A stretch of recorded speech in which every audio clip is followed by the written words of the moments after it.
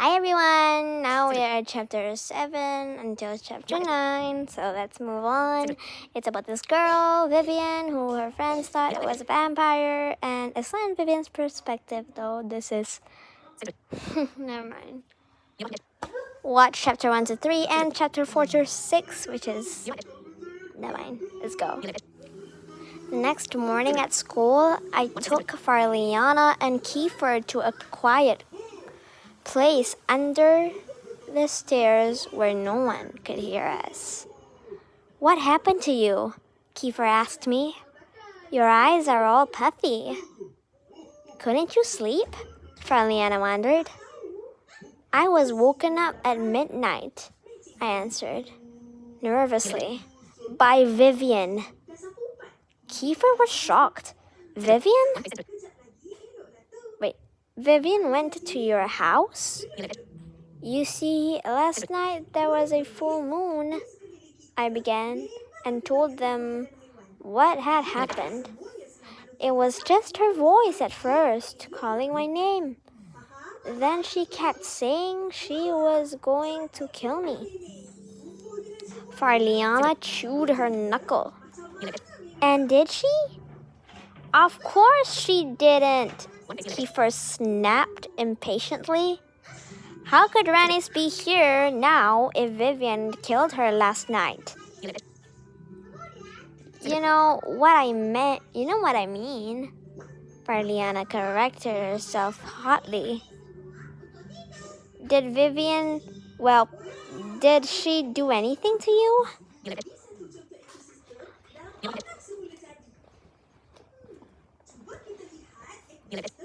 Oh my god. "Like bite me?" I shook my head. "No, I don't think so. But that's the weird thing." I shook with fear as I thought back to what had happened. She was standing there right behind me, and there was blood on her fangs. Farliana was horrified. "You must have been dreaming, Rannis." She gripped my hand anxiously. "I mean, she wasn't really there, was she?" "She was there." I sounded tight and strangled. "Mom saw a speck of blood on my nightgown." "It couldn't have got there any other way. It couldn't have gotten there any other way unless it dripped from one of Vivian's fangs." I thought Farliana was going to faint. She pulled her hand away and clasped it to her throat. "What are you going to do?" "I don't know," I cried. "I do." Kiefer jumped up. There's only one thing we can do. I think Vivian is a vampire, and I think she's after you, and we have to stop her now." "How?" I pleaded. He lowered his voice. "Today, after school, let's follow her and see where she goes." He leaned closer. "It's the perfect time to see where she's up to. What she's up to," he added. "It'll be a full moon again tonight." "But that could be dangerous," Farliana protested.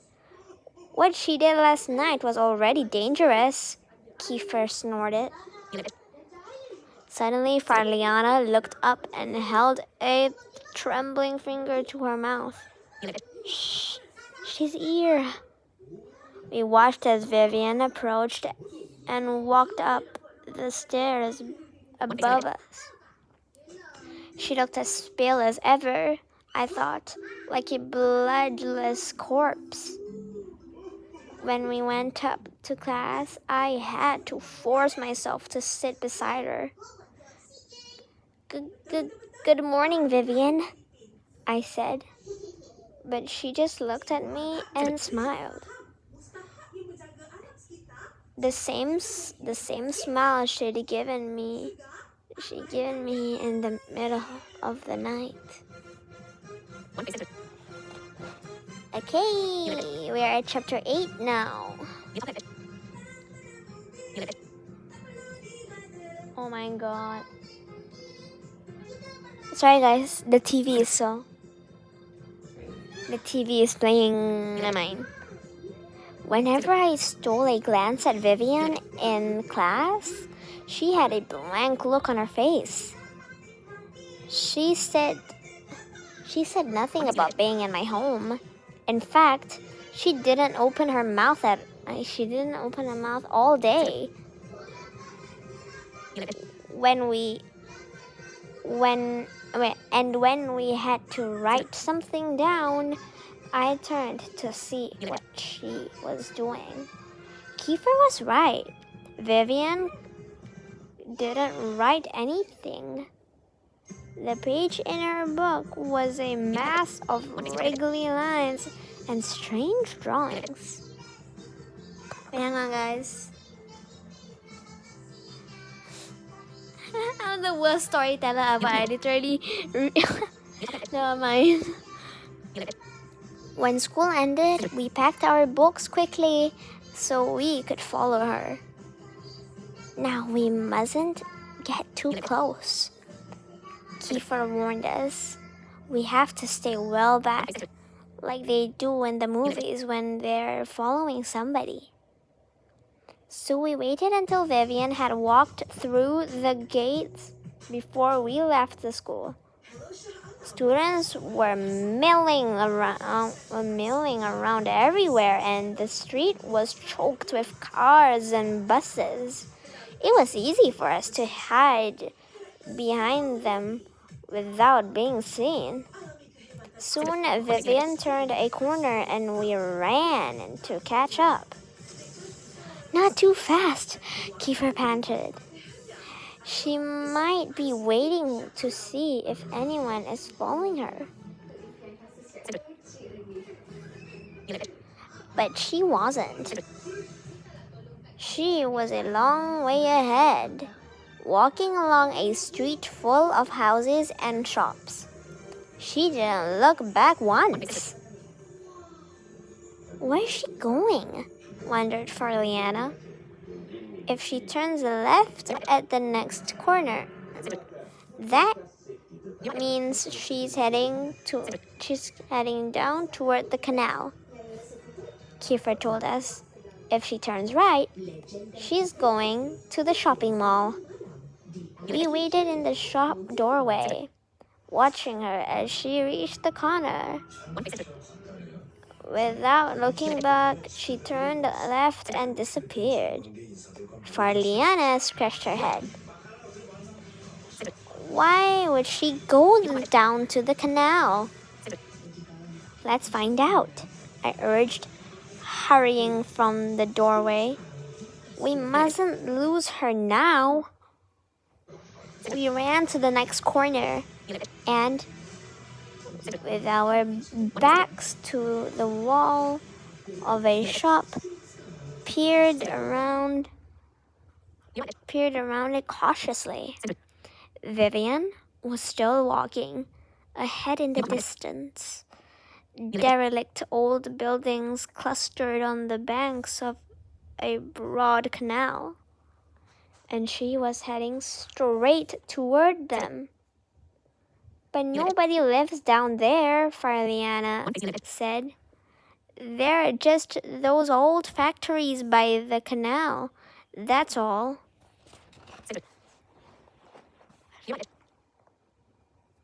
Vampires don't have homes, Kiefer told her. Well, not the kind of homes we have.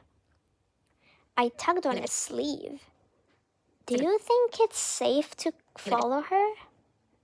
We don't have any choice, Kiefer shrugged. Anyhow, it's still daylight. The moon doesn't come out till later. We stepped from the cover of the wall and started walking along the street. Except for Vivian up ahead. it was deserted. Even in the bright light of day, there was something dangerous and forbidding about the area, something that was disturbing and full of dread. With every step, my heart was warning me to go back. Go back. Go back. Oh my God. A chill sweat broke out on my forehead. I licked my lips. They were dry with fear. Once this had been a very busy district, full of factories and warehouses. I'd seen photographs of it in school, and streets jammed with trucks and workers. Then, over the years, all the industries have moved out, and soon people would start building houses and flats in this area. Some years ago, so Dad once told me, there had been a terrible murder in one of the old warehouses. A night watchman had been brutally killed, and his body was found hanging from the ceiling. That's why no one ever came down here anymore. It was supposed to be haunted. Vivian had turned into a narrow laneway, and we hurried up forward. It's so spooky down here, murmured Farliana. Ugh. Enough to make your blood run cold, Kiefer teased her. I punched his arm. When we reached the corner where Vivian had gone, we discovered a dark little lane of old factories. We could see the canal at the other end of it, a broad expanse of slow-moving murky water with garbage floating on the surface. I tried to imagine what it would be like at night and shivered.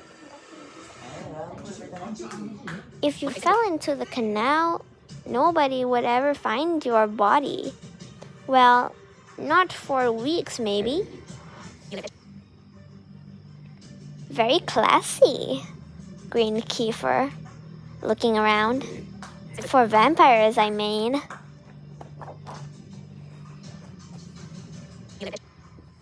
Wait, hang on. Okay.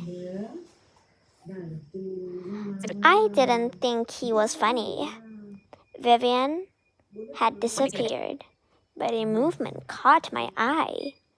A door was closing in the wall of an old building at the end of the lane, beside the canal.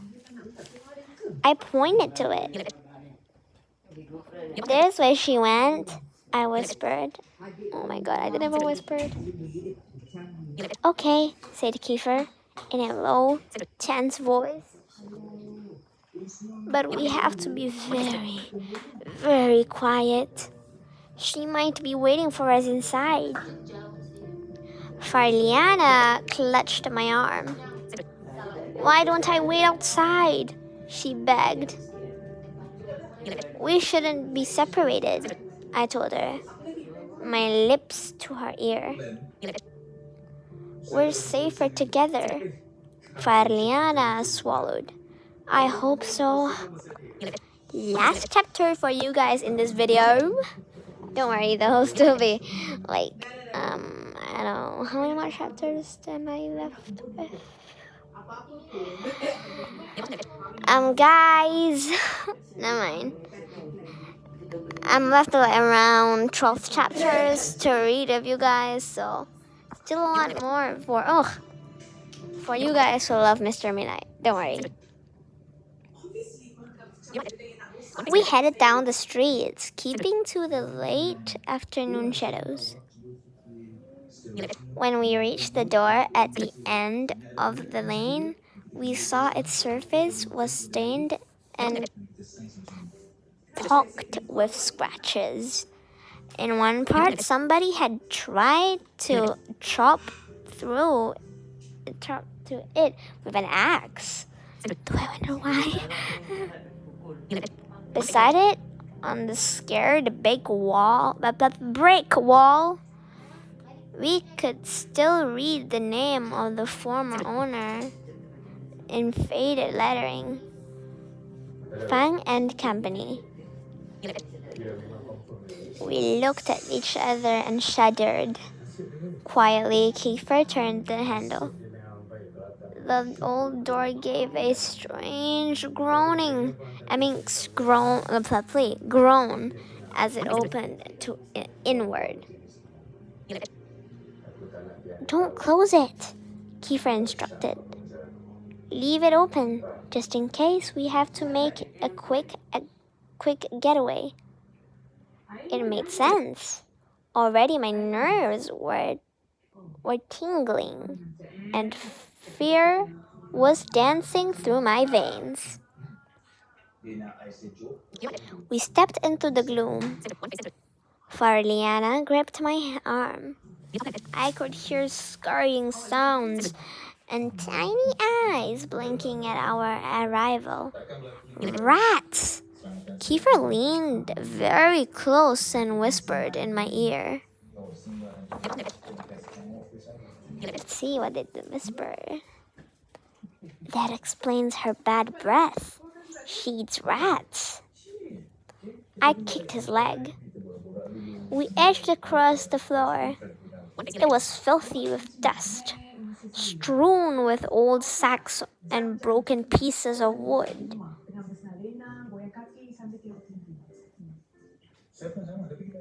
Wait, hang on. I could hear a sloshing sound. It seemed to be coming from beneath my feet. I looked down and choked back a scream. Desperately, I grabbed Kiefer and Farliana. The floor had rotted through, and a dark hole yawned before me. Another step, and I would have tumbled headlong into the canal. Below, I could just make out the sluggish, inky water carrying old pieces of garbage on its surface. Fear rose in my throat. I clutched my friends for support, terrified that I'd pitch forward and disappear under the filthy water. My heart was hammering. Farliana nudged me urgently. She wrinkled her nose, her eyes filled with terror. And that's when I smelled it too. The unmistakable odor of Vivian's breath. A putrid stench, hanging in the air like an invisible evil cloud.